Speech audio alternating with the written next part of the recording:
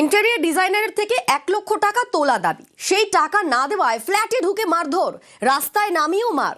চাঞ্চল্যকর অভিযোগ তৃণমূল নেতার দলবলের বিরুদ্ধে। হামলার অভিযোগ তিনি মানতে নারাজ। বড়নগরের ঘটনায় গ্রেফতার 3।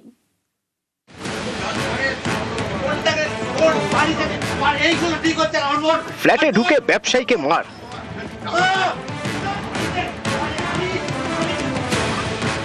ফ্ল্যাট থেকে বের করে রাস্তাতেও মার।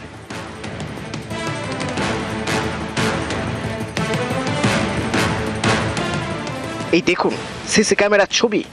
জোর করে ইন্টেরিয়র ডিজাইনারকে তোলা হচ্ছে টোটোয়। অভিযোগ তোলাবাজির টাকা না দেওয়ায় এভাবে মারধর করা হয়।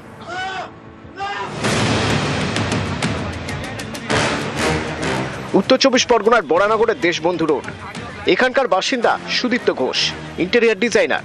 অভিযোগ সম্প্রতি তার থেকে 1 লক্ষ টাকা তোলা দাবি করেন স্থানীয় তৃণমূল নেতা শঙ্কর রাউতের অনুগামীরা।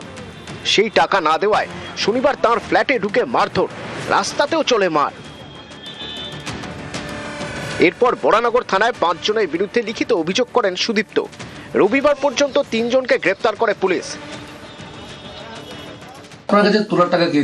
শঙ্কর রাউতের মাধ্যম দিয়ে অর্পণকে দিয়ে চাওয়া হয়েছিল টাকা। প্রথমে বলেছিল যে যেতে এখান থেকে শঙ্করদার ক্লাবে। তার আগে আমার ফোনেও বলা হয়েছে, আমি বলেছি না যাবো না। তখন এখানে এসে জোর করে নিয়ে যাওয়ার ব্যাপার হলো। নিচে নিয়ে গিয়ে রাস্তায় মারতে মারতে নিয়ে যাওয়া হয়েছে, একটি টোটোতে তোলা হয়েছে। মূল অভিযুক্ত অর্পণ দত্ত 100 বার, কিন্তু এর ব্রেন চাইল্ডটা যে শঙ্কর রাউত, সে তো অধরা। সুদীপ্ত ঘোষ আইনজীবী দম্পতি তার সঙ্গে তার কোম্পানির সঙ্গে একটা এগ্রিমেন্ট করে ইন্টেরিয়র কাজের জন্য টাকা নিয়ে নেয়, কিন্তু কাজটা করছে না। আইনজীবী দম্পতিকে আমার নাম করে ধমকের সঙ্গে যে আমরা দাদার লোক, শঙ্করদার লোক, শঙ্করদার সঙ্গে থাকি।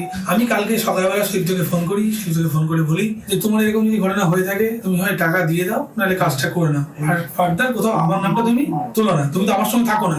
এবার ও এখন এই ব্যাপারটাকে সম্পূর্ণ একটা মিথ্যে গল্প রচনা করছে। এদিন সুদীপ্তর বিরুদ্ধে থানায় অভিযোগ জানান এক আইনজীবী।